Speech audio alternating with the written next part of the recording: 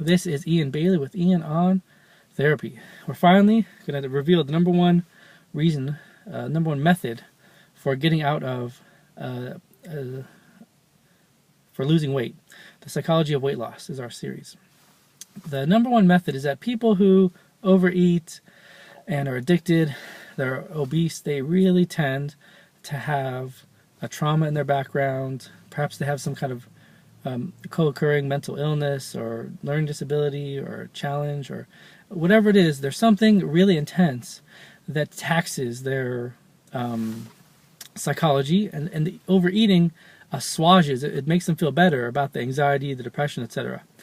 So the real way to deal with losing weight is, for many people, to deal with the trauma from the past, from prolonged stress periods. Maybe you didn't have a specific trauma, but you had a lot of stress in your life for a number of years, and you didn't deal with that, and that just taxed your mind.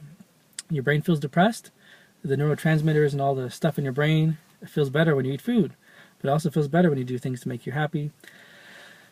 When you deal with traumatic memories or experiences, your biology changes. In other words, when you're traumatized or stressed, your stomach has a bigger capacity, you crave more, and when you get rid of those traumatic feelings and stressful, damaged thoughts, your body changes. You can eat less and feel satisfied. So people don't want to hear this, I understand. No one wants to go to therapy. Who wants to admit that they have trauma or abuse?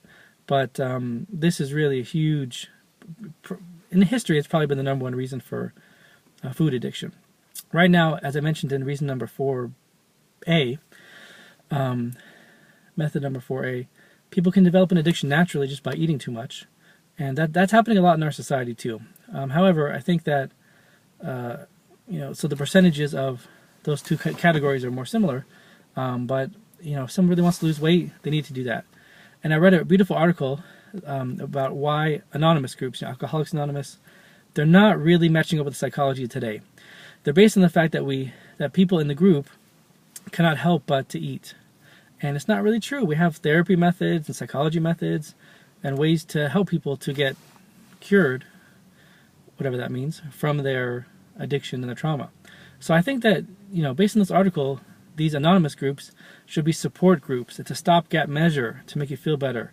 You need to make yourself feel better, because if you beat yourself up that you're eating too much, you're going to eat more and be depressed. So let go and realize you're going to eat in the future, or drink alcohol a little bit maybe before you stop. To let go is a huge benefit. So those anonymous groups should be modified to match modern psychology, which is the article, I think, from The Atlantic. I posted it on the Facebook page, 7 Ways Wellness Facebook page. So having support, stop beating yourself up. Those things are a good stopgap measure to feel better now or to have happiness in the long run. But there's treatment. There's treatment for addiction. You don't necessarily have to go to a treatment facility and pay $5,000 a month or have someone sponsor you. Those can save a person's life. I'm not saying they're bad. But psychotherapy, you pay out of pocket or through your insurance, can help you. And I mentioned in another video how to find a therapist, how to pay for it. Check out those videos. Anyways, the point is that we don't want to hear it. That's why I saved it for last. But we got to deal with the trauma, deal with the stress. Maybe go to a therapist and see if you've had trauma or stress. It comes along if you're depressed, if you have ADHD, if you've had a prolonged stress period. But we must do that, and it'll change our feelings, our biology, and then we can lose weight. Ian on Therapy.